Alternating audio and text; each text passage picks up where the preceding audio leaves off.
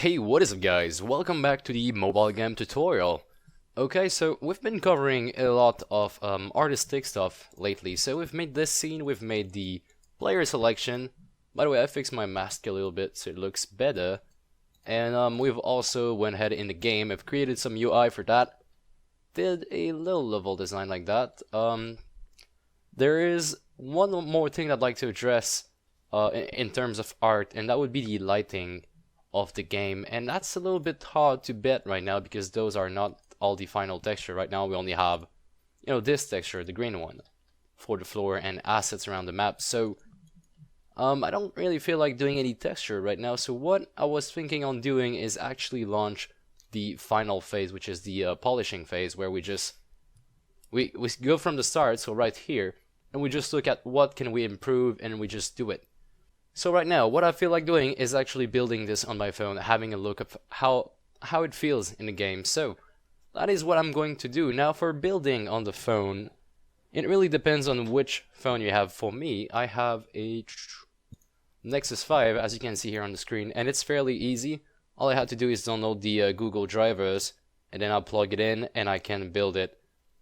You're going to have to download your own phone drivers, and I'm not quite sure which one are for which, but if you're using a Nexus 5 like I am, or any other Google phone, then it is the Google USB that you can find by doing a quick Google search. Let me just Google USB driver. So you go ahead and just type in Google USB driver on Google, and you get something of the sort. You download that, you install it using the device manager. And once that's done, you're also going to have to download the Android SDK.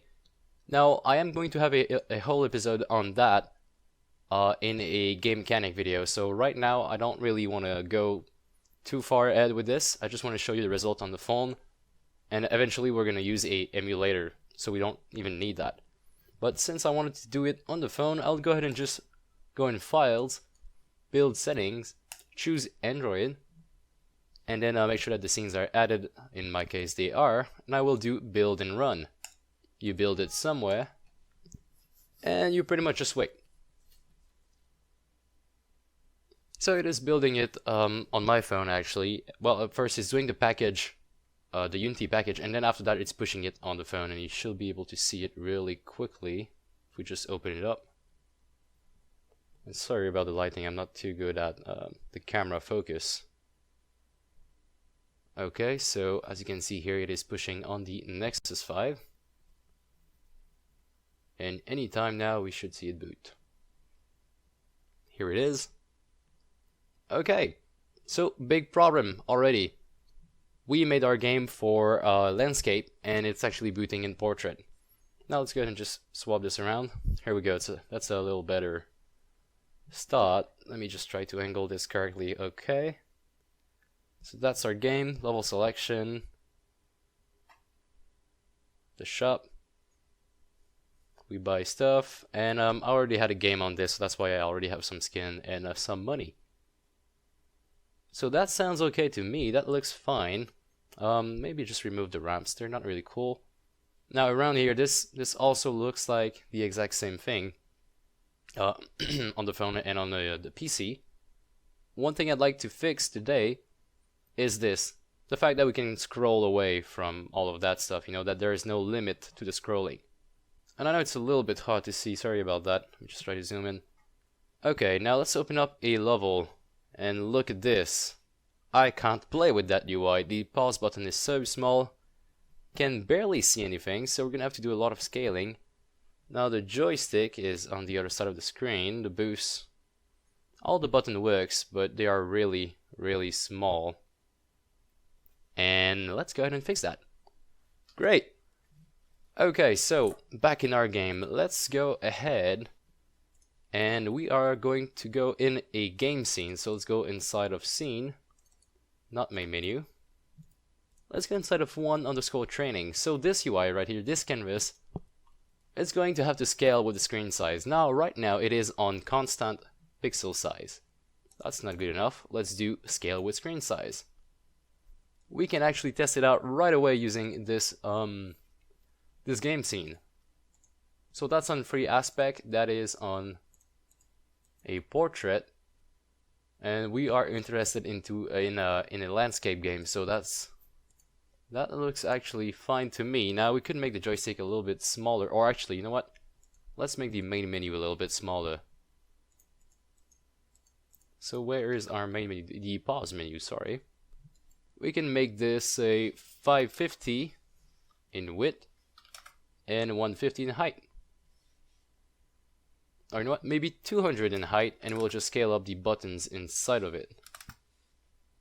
So main menu button, let's go ahead and just do a height of 100 and a width of 200. We'll scale up the text as well, maybe 25. Or you know what, we could actually have a reset button in there now that I think about it, because right now we only have these two buttons and they're not even aligned. Let's go ahead and make a reset button. That could actually be quite cool. So I'm going to right click on my pause menu, go inside of UI, image, choose this image, and this is going to be the restart button.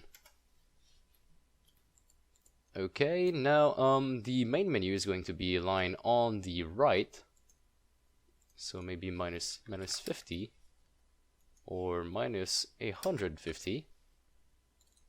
Scale this down, maybe 180 by 75.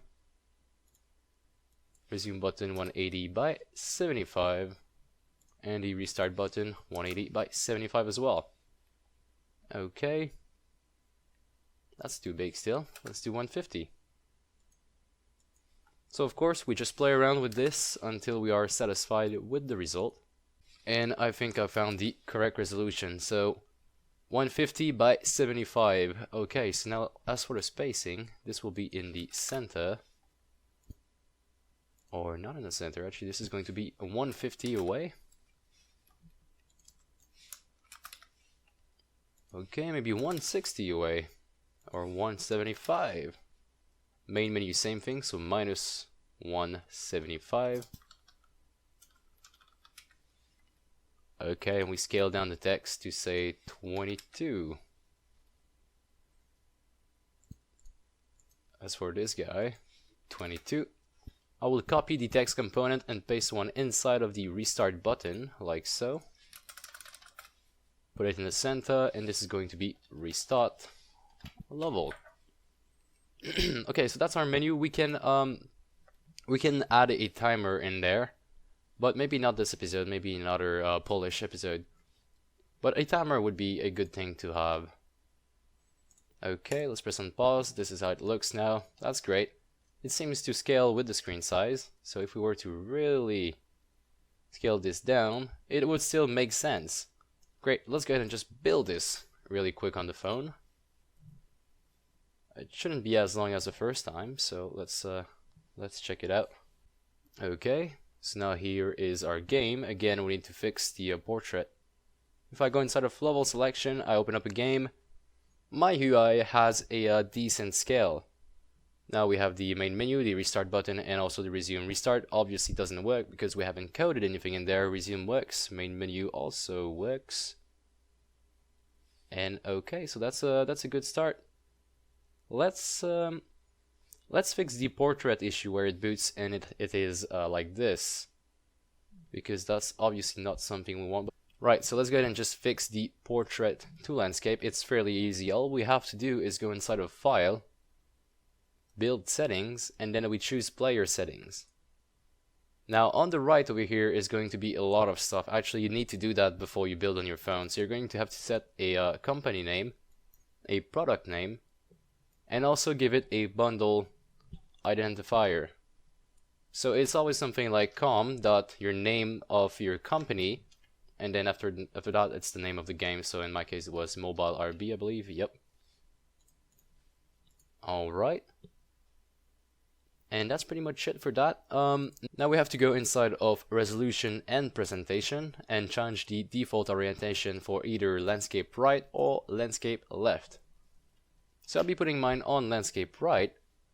And here we go, we already have fixed this issue. Now there was something else we wanted to fix. We wanted to add something to the restart button, so let's go ahead and do that. let's check first off. What function do we use when we click on resume? We use something inside of the level manager. So I will open up the level manager script and I'll be doing my function in there. So that's the restart level function.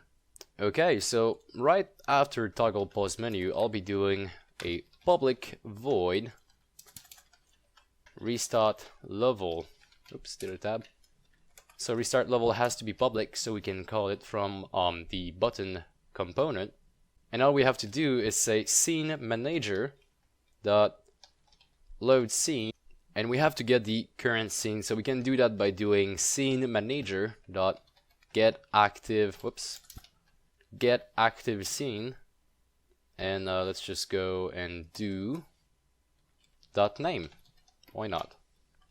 Okay, so let's try this out. We are going to go inside of the restart button over here, and I will go under button. Actually, we don't have a button component, so we gotta add it first because we added a image right away.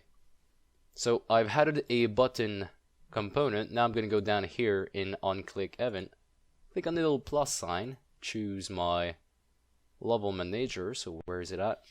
I'm going to use the search level manager, and level manager has a script called level manager that has a function called restart level.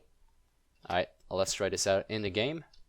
So I'm going to roll, press start, restart, and it actually puts us back in our scene at the beginning. Alright, so that's a good start. Let's have a look at what else can we fix. So I'm quickly going to build this. Now right now it is upside down. We could be playing it on this. It really depends on what you feel. This is landscape right. If we can stop having so much light in here. This is landscape right, and this would be landscape left. So it really depends on which orientation you like better. I like landscape right because I usually hold my phone like that if I play a game. That is where my menu would be, on the left. Never mind, it's on both sides, depending on which landscape you're at. Okay, so that's our level. We just fixed the button here, so the restart button. It actually works in here as well. And that's a good start. Let's keep going with the polishing phase. What else could we do? We could, okay, first off, I'm going to go ahead and just remove these ramps in the back. I really don't like them. So I'll go back on the PC, find my game scene, my main menu scene, and I'll just remove those. Okay, cool, so that's one thing done. What else could we be doing? We could be working on our thumbnails over here. So see how we have those thumbnails? They're pretty much not good looking at all. Now I'm going to close this video capture and actually look at them in the game. So these one, we actually need screen cap of the level, but since we don't really have a level just yet, it's really hard to just take a picture of something that doesn't exist. But I want to be working on this very menu here on this because it doesn't look really great. We still have a default panel that could be either removed or replaced. And as for the timer, a viewer pointed out that if you complete the level in a really long amount of time, not really long, but if you complete the level in more than 1 minute, then it's actually going to look quite weird. And I'll just show you. I'll be right back in a minute, and we'll complete the level together. Okay, so we are back. I believe I've waited more than 1 minute, and I'll just go ahead and complete this level. Let's go here. And as you can see, we completed the level in 1 minute 16 seconds, so that gives us 76 seconds. Now, obviously, we do not want to see it like that because that's just not really good looking, is it? So we're gonna go fix that right now. Let's go in our main menu script and open it up. Now, where exactly do we set that text? We set that text inside of the start. So right around here, actually on this line, we say get the component text. Dot text is equal to, if there is a best time, then this is the string we're going to use. So let me just put it on the other line so we can see it well. Like so. And if there is no best time, this is what we use, so nothing. We could even say not completed. Okay, so we need to change this over here so it actually looks better. Alright, so in order to do that, we'll have to create two new strings. The first one is going to be minutes, and the second one is going to be second. Okay, cool. Now, as for minute, in order to get the time out of a float like that, out of a second value, we'd have to do minutes is equal to, and then we cast as a int, and we do best time, so level.best time divided by 60, like that. And since this is a string, let's actually do a toString, so I'll just be putting those in parentheses, and we'll do toString, like so. So that is going to give us the amount of minutes. Now as for the seconds, let's do level.besttime modulo 60. So this is going to give us the remaining second after 60. Now we'll do toString, like so. And down here we will say, instead of saying level.besttime.toString, we'll do minutes plus, and then we give it some kind of sign, so maybe this, plus seconds. Oh, don't put a semicolon because this is a ternary operator and it keeps on going. Let's go check out in game what kind of result we get out of this. So level selection, and this is what we get. So that's fairly cool, but we get too much decimals at the end. So what we'll do, and also over here, since we only have 1 minute, we don't put 2 digits, and I'd like to actually have 2 digits, so we are going to say over here where it says toString, so for the minute we'll do 0 0. This way we're gonna have 2 digits for sure, and in this one we'll do 0 0.0 0. Let's actually test this out in the game, see if it works fine. So this is the kind of result we get. I think it's fairly cool. Now let's go ahead and try to remove some of those. So let's try to remove the 2 seconds at the very end, or I mean the 2 milliseconds. So we will go over here. This is our string, so 76 seconds. And I'll be removing these extra digits. Press OK. Let's reboot the game and level selection. Here they are. They still exist, so that's exactly what I'd like to have. Great. Alright guys, so one last thing that we need to fix before we keep on going is the infinite scrolling on both selections, so either the shop selection or the level selection. Okay, so after a little while of searching, I haven't really found a way to clamp this using the same layout we have right now. So the container is the same one that has the scroll rect and also a horizontal layout group, so that's going to be a little bit complicated to fix. What I've decided to do is actually create a script that is going to take care of that. So I will go ahead and just right click on my script folder, create a new script that I call clamp rect transform, like so. And my script is pretty much just going to take a lot of parameters in, so 3 of those that are going to be manually assignable. Now my mono develop doesn't seem to work for some reason. Let me just boot it up again. Okay, here we go. So here is what we're gonna do. We're gonna go up here, declare 3 public field. So let's start with a public float that we'll call padding. Our padding right now is set on 10, if I believe, if I'm correct. Let me go check real quick. So I'll be choosing my level button container. By the way, since we're on the level button container, let's just go ahead and add our script. So our padding is actually, it says 5, but since we're using it on both sides, it's going to be 10 in this case. So padding 10, and then we'll do public float element size, which is 128, I believe. So if we just boot the game, have a look. And yeah, a level button prefab is 128 in width, so that's our element size. And then public float view size, which is 250. That's the size of the whole container itself. So the level button container is 250 in width. Okay. Next steps, we're gonna declare a private rect transform, just called RT, a private int, I call amount of elements, and also a private float content size. Okay, so I will also declare a private void start, so we can go ahead and just fetch our rect transform value right away. So I'll say RT is equal to get component. We're getting the rect transform component, like so.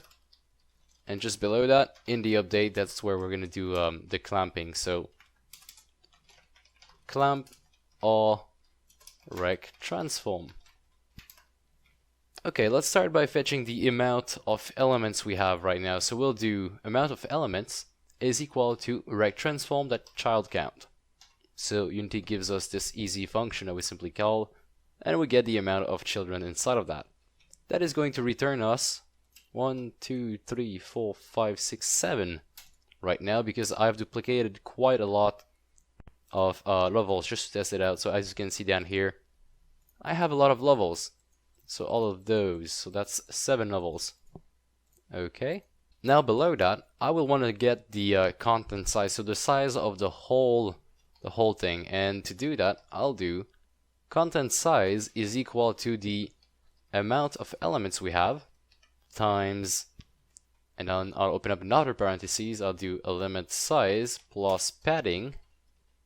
So right now we're gonna get 7 times 128 plus 10, so 7 times 138, and then we will do minus view size, and then put all of these in parentheses because we need to multiply that by the local scale dot x of the panel containing that, because it's, if I remember correctly, the panel isn't set on 111. Right here, the scale is on 0.4, so the scale we're getting is going to be a little bit messed up. So we have to multiply this by rect transform local scale x. Okay, so now we get the value. All we have to do is say if rect transform that local scale, local position dot x is bigger, because we are inverted, and I'll show you in a moment. If that is bigger than the padding, so just clamp this on the left. So if it's bigger than padding, we'll do rt.localPosition is equal to a new vector3 that will just declare on the fly. So as for the x, that's going to be padding, and the two other values, they remain unmodified. So rt.localPosition.y and rt.localPosition.z. Now if we just test it out real quick, press play, we should be locked on the x-axis on the left. So here we go. I can't go beyond that point, but I'm still able to just scroll on this side indefinitely. Okay. So now the next thing I will do is clamp it on the other side. So if RT, we could do a else if, because they're not going to happen at the same time. So else if rt.localPosition is smaller than minus content size, because we are still inverted, then we'll do rt.localPosition. In fact, you know what, we'll just do the same exact thing as here. So just copy this line, and instead of padding, we'll do minus content size. Now that should work. Let's just go ahead and oh, here we have some error here. So let's do .x. And now that should work. Okay. Let's hit play. Level selection, I can't go on this side. And now what about the other side? That's what we get. We're locked out about right here. And I also left the view size in public, so maybe we want to modify that a little bit just to make sure everything works. So I'm just going to clamp this up. Not clamp, but crank it up until I'm satisfied. So maybe like this. Okay, let's put it on 275. Now this way it is actually going to look great on both sides. Okay, great. Let's do another quick test real quick. I'll just go ahead and duplicate all of these. So now we have 14 levels, and I have to turn them into sprites, else it is not going to work. So choose all of them, sprite, apply, then let's hit play, and hopefully everything works fine. So level selection, I'm still clamped on this side. Now what about the other side? Okay, we're still clamped, but I think we're getting a small offset. Because the padding isn't right, that's what I'm guessing. But it's not too far off, so I just have to play with these settings a little bit. Okay, so after playing with the settings a little bit, I concluded that the padding has to be 5 because that's the spacing of our elements. So let's put that on 5, and let's see results. So this side is still fine. Now as for the other side, let's go back to the actual view size that we had before. So that's 250, and with 14 elements that we get, that's what we get. So it's pretty much just flush right on the last element. Now we could crank this up by just reducing the view size, which is pretty much true. The view size isn't really 250 because of the mask, and you know, it's a little bit less than that. So we could be putting 235 in there instead, and that would be the result we get. So what I will be doing is simply changing this to 235 and padding to 5. Now everything should work fine. I'll just go ahead and delete all of those that I don't need, and go back to my 2 levels I had before, and just let me just rename that.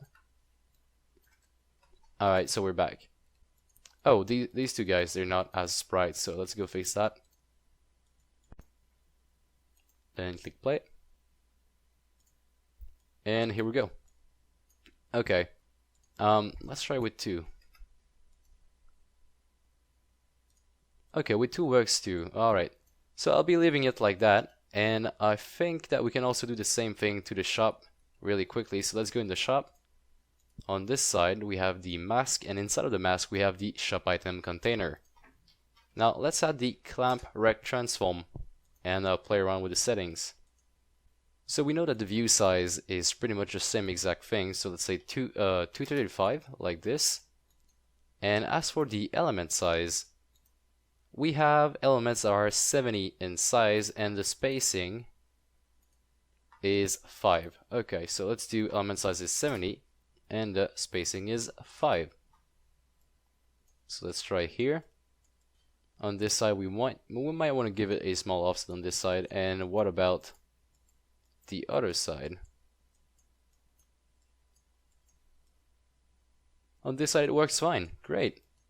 So I will be rolling with that. Now to give this a small offset on the left only, we could create it in the script and just give ourselves a public float left padding or left margin, and I'll just be setting that to 5. Now we'll do if that is bigger than padding plus left padding, then we move it to this. Okay, now give it maybe 5 like we just said. Press play to shop, and maybe a little bit more actually, maybe 10. Okay, so that's going to do the job for me. Wait, let's check 15 just to be sure. Alright, 15. Alright guys, so that is going to do the job for me. I think that we messed up the level selection if we check really quickly. I know this actually makes sense. Great. Good. Alright, so we're pretty much done with this part, guys. Thanks for watching. If you enjoyed the video, please leave it a like. If you have any question or comment, you can leave them in the comment section below. And also subscribe for more tutorials like these. Thanks a lot for watching, and I'll be seeing you guys in the next episode.